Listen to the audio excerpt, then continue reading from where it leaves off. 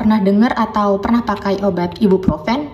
Ibuprofen biasanya dipakai buat ngatasi nyeri. Nah, tapi kalau untuk ibu hamil, ibuprofen itu nggak bagus. Nah, kenapa?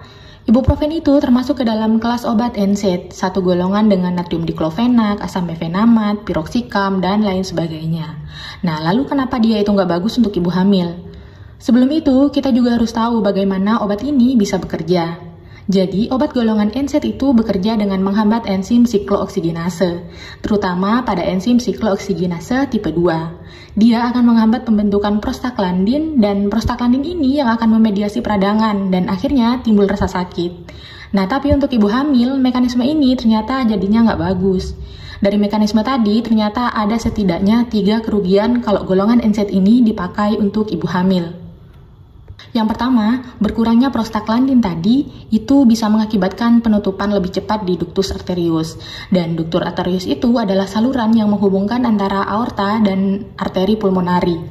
Nah, aliran darah di sana itu dipengaruhi sama prostaglandin. Jadi, kalau prostaglandinnya sedikit, akhirnya jadi penutupan. Dan penutupan yang terlalu dini ini kemudian bisa mengakibatkan efek buruk, yaitu terjadinya hipertensi pulmonari pada bayi. Itu yang pertama. Nah, yang kedua, berkurangnya prostaglandin itu bisa mengganggu fungsi ginjal si janin, yang akhirnya nanti air ketubannya itu bisa jadi lebih sedikit. Kemudian yang ketiga, pada saat mau persalinan, efek prostaglandin itu juga bisa menstimulasi kontraksi rahim. Jadi, kalau bisa dapat NSAID, hal ini bisa mengurangi kontraksi rahim dan akhirnya menunda kelahiran. Jadi intinya itu tidak bagus, apalagi kalau usia kehamilannya di atas 20 minggu.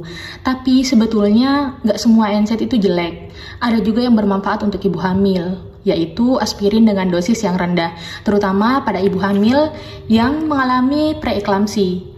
Aspirin pada dosis kecil itu kan bersifat mengencerkan darah, dan itu bisa membantu perfusi plasenta. Tapi itu kalau dosisnya kecil, kalau dosisnya besar ya sama aja. Terus kalau misalkan ada ibu hamil dengan keluhan sakit kepala atau sakit gigi, pakai obat apa? Anti nyeri yang lain selain golongan NSAID itu bisa pakai paracetamol, dan paracetamol itu aman untuk ibu hamil.